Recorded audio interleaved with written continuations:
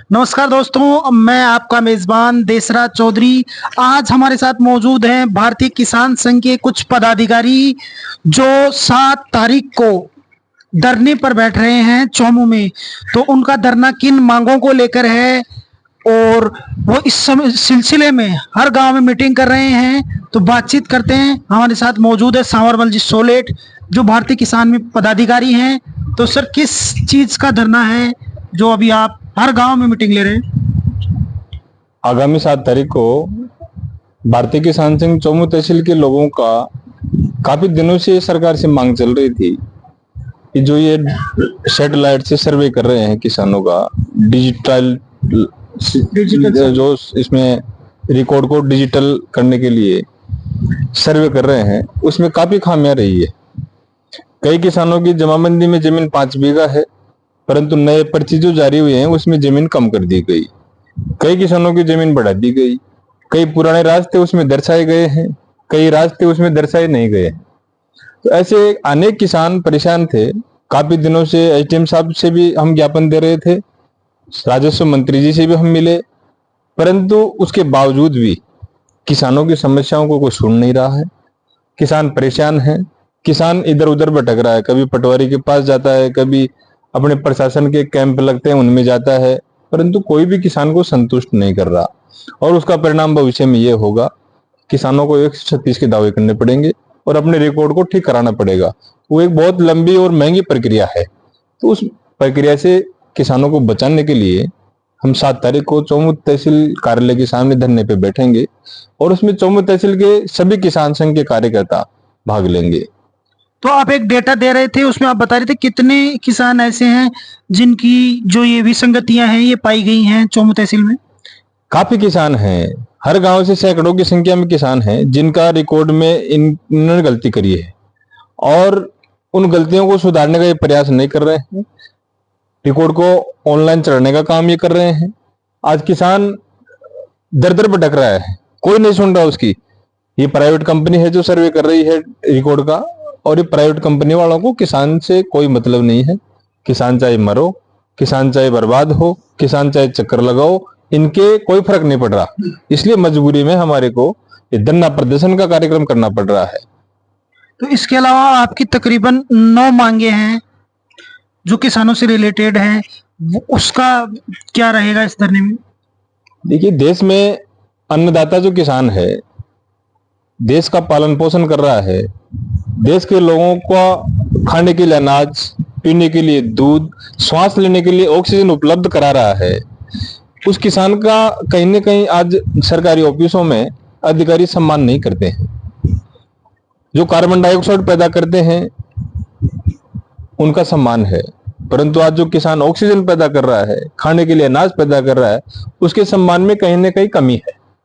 और उस सम्मान की रक्षा करना, उस सम्मान को सब सरकारी ऑफिसों में सम्मानित करना, स्थापित करना, ये भारतीय किसान संघ की जिम्मेदारी है।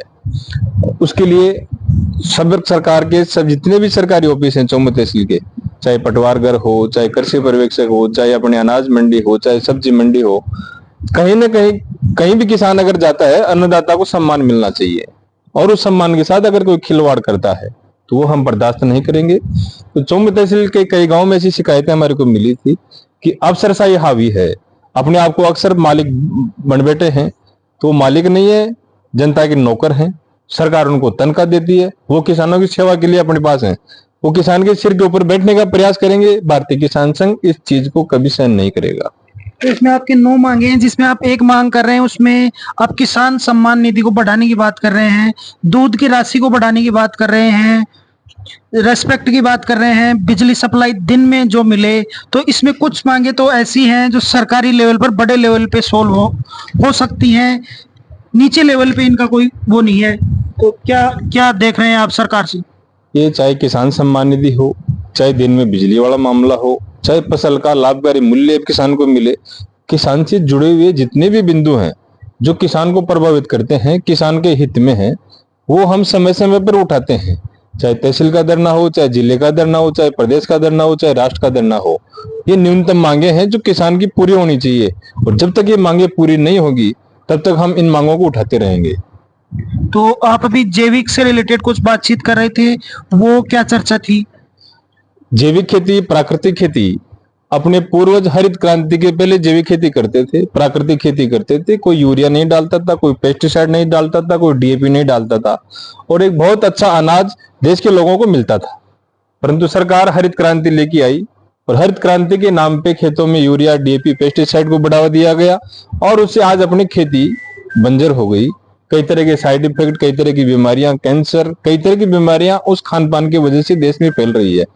तो भारतीय किसान संघ ने निर्णय लिया है कि पूरे देश के लोगों को अच्छा खाना हम देंगे, पूरे देश के लोगों को अच्छा खाना मिले, अपने बच्चों को पीने के लिए अच्छा दूध मिले। तो उन सब चीजों के लिए प्राकृतिक खेती आवश्यक है।